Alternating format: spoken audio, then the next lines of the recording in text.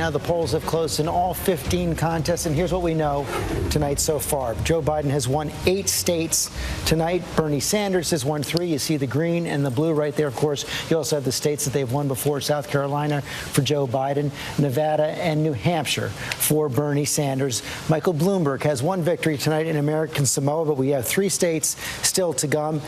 Texas, the state of Texas right now, you've got about almost half the vote coming in. Bernie Sanders holding a lead there over Joe Biden. The state of Maine.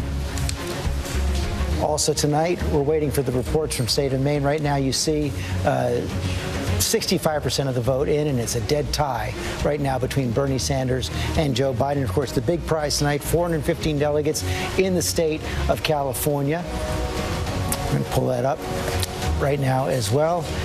And only 8% of the vote is in right now, but Bernie Sanders has the lead. We can say he's leading right there. And I want to go to Martha Raddatz with the Sanders campaign, because Martha Raddatz, we're learning now that the Bernie Sanders campaign has filed an injunction in the state of California to keep the polls open.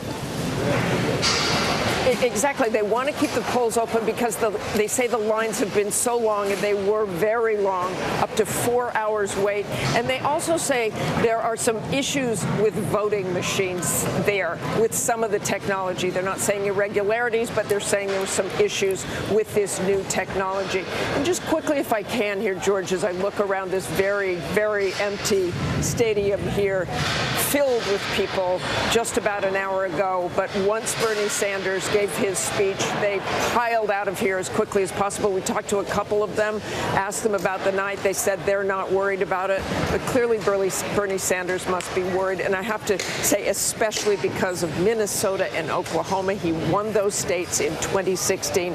And Massachusetts, probably a pretty crushing defeat for him tonight, too. Big surprises for Bernie Sanders there. That's right, Martha Raddatz. Thanks very much. Let's go to Eva Pilgrim. So the Biden campaign in California, long lines still in California, perhaps heartening to them as well, because the late voters have been voting for them, as we've seen over the course of this evening.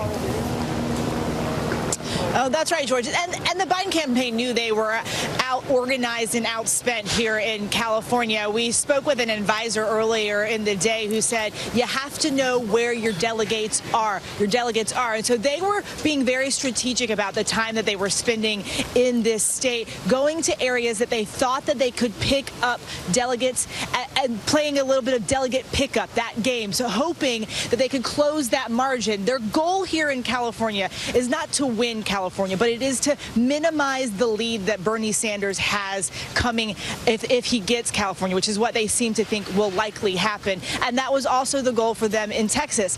That said, they did a lot better tonight than they even had planned, taking states that they didn't expect to win and getting delegates in a lot of places. We're still waiting to see the full counts that they get. But overall, I mean, Joe Biden taking a victory lap here, tweeting at Donald Trump, "You lost tonight." He's definitely celebrating, George. Much better night than they expected. No question about that. Eva Pilgrim, thanks very much. We don't have a lot of the vote in from California, only about 8%. But, David, we have seen some exit polls. Yes, we have. And let's take a look. When did you decide? This is the whole question Eva was talking about when they were trying to do delegate pickup, if you will. 18% in California. This is a much lower number than what we've seen. Because there's so much early vote there. Of course, of course. And if you say, want to see how it breaks down, Bernie Sanders is the early vote there, 42% to Joe Biden, 17%. Now, we flip that late deciders.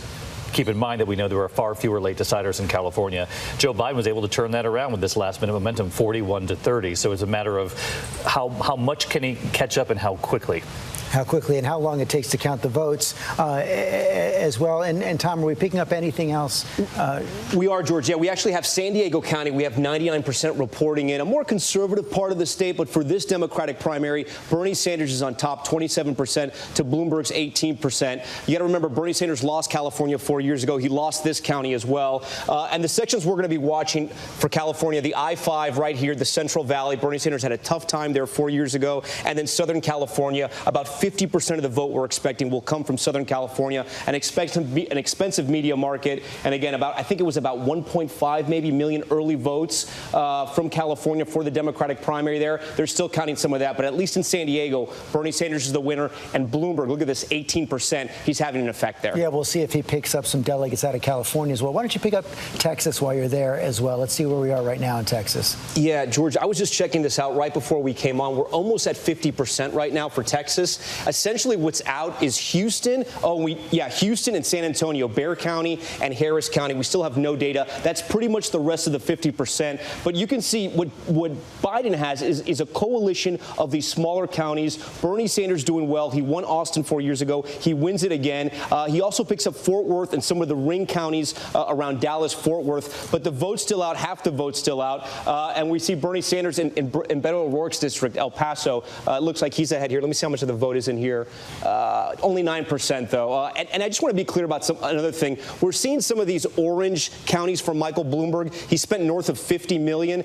This is a little deceiving. There's only 18 votes here.